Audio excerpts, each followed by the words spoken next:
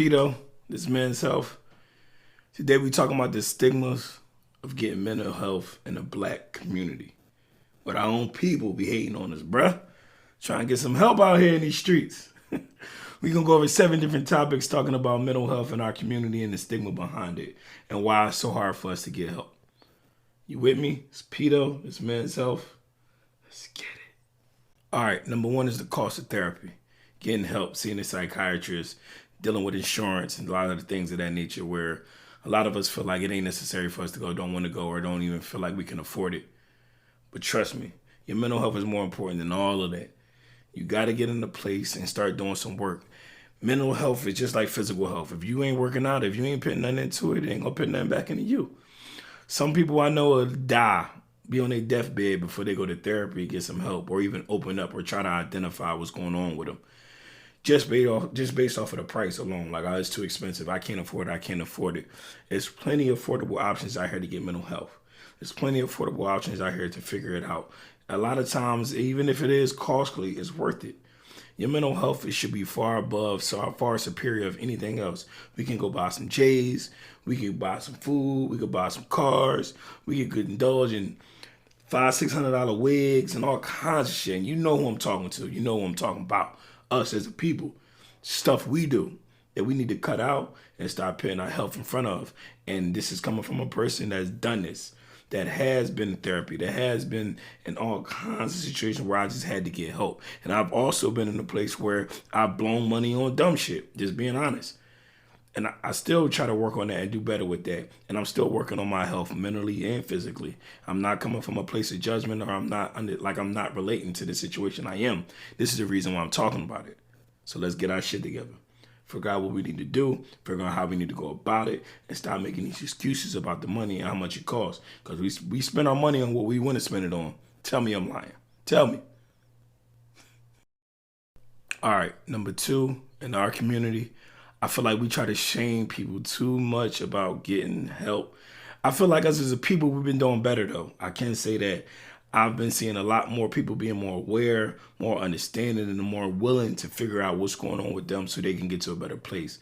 But we got to stop. You know, where I'm from, where we grew up, somebody was crazy, you stayed away from them. Like, yo, bruh's tripping. Bruh be out here tweaking. You better stay away from them. So let's try to get in a place where we stop trying to make people feel bad or isolate people that are struggling with things mentally that we can't figure out or we don't know or we don't understand. So we rather not deal with it. We all got a crazy cousin that we try to stay far away from. And some of them, I ain't gonna lie, y'all need to. But us individually putting in the work and not looking at the stigma behind, oh, it's like I'm crazy. Number 3, I feel like there's a lack of diversity in healthcare all around.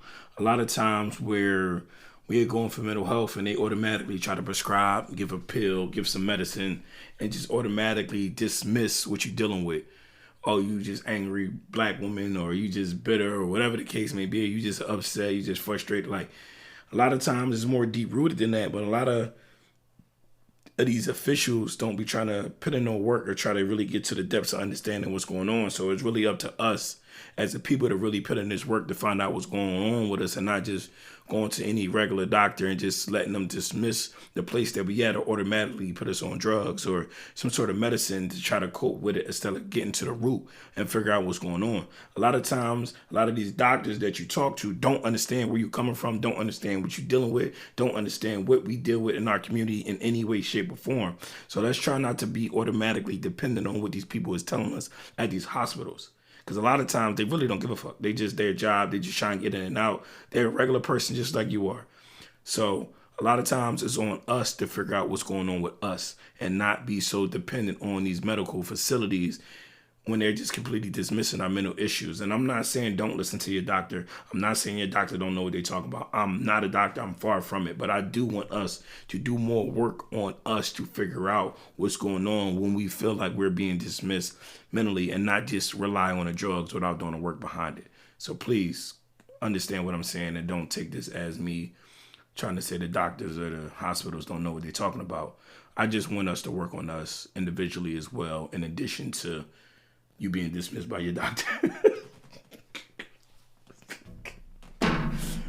I need y'all to understand the significance of going into these places and being diagnosed when they don't understand culturally what you've been through. They don't understand the root of where you've been to and where you've been at. Sometimes you may get a base diagnostic or a general claim of where they think you at. So I don't want us to go into these places and just automatically accept what they say so quickly, or just do it because somebody just saying it and they're just their advice without really understanding and knowing who you are. Sometimes it may be on point. Sometimes it may not be. Like I said before on the other one, I'm not a doctor, but I do want us to do our homework and make sure culturally we're being understood of what we're dealing with and the impact of our childhood and our culturally issues that we have, especially when it comes to therapy, mentally, physically, and just understanding where we at in life with these processes. So definitely let's understand that these clinical places aren't always privy to our cultural issues. You feel me? Another one is dealing with our past experiences. A lot of times when dealing with mental health, us as a people will have a negative experience when it comes to trying to seek help. For an example, one time I was little and I was outside playing and I fell off the deck and I broke my arm. And one of my parents, I ain't gonna say who because I don't want to throw them under the bus because they sensitive, but I fell off the deck and broke my wrist. I went in the house. I was like, yo, I fell, I'm in pain, I'm in pain. They was like, boy, shut up and go to sleep. And I had to lay there for about a couple hours until my cousin Teron came and got me and took me to the hospital to get my wrist, and my wrist was broken. And sometimes people will be dealing with their own issues. Parents be dealing with their own issues where they just completely dismiss or neglect or abuse children. But sometimes that happens in our past where we're trying to deal with something emotionally and we completely get shut out and we completely get dismissed, or we completely get put in a place of your feelings, your emotions, and where you at is not important. And that's bullshit. I want y'all to know that. Don't let these past situations, these past traumatic experiences, and these past toxic people put you in a place where you feel like you can't reach out to get help to be a better you. A lot of these situations that we've been in is messed up, and we need to identify and stand up to these past abusers and situations that we've been in to let them know that's not right, that's not who we are, and that's not where we're going to go. And we're not going to do that to our children. We're going to get to a better place. We're going to be more understanding of our situation, and we're going to improve so we can improve our kids' life. You're not just doing it for you. You're not just doing it for your job. You're not just doing it for your family. You're doing it for your kids. You're doing it for your community, and you're doing it for the next fellow man that you're going to be able to impact and help him improve on his issues. So don't let these past traumatic experiences stop you from improving and getting help. Because in our community, I'm sure a lot of us has been muted, has been shut up, has been dismissed, and had to been told that we crazy and ain't nothing we could do about it.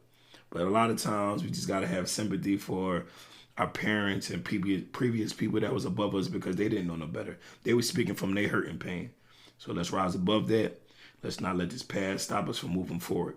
You feel me? It's pedo. It's men's health. Let's get it.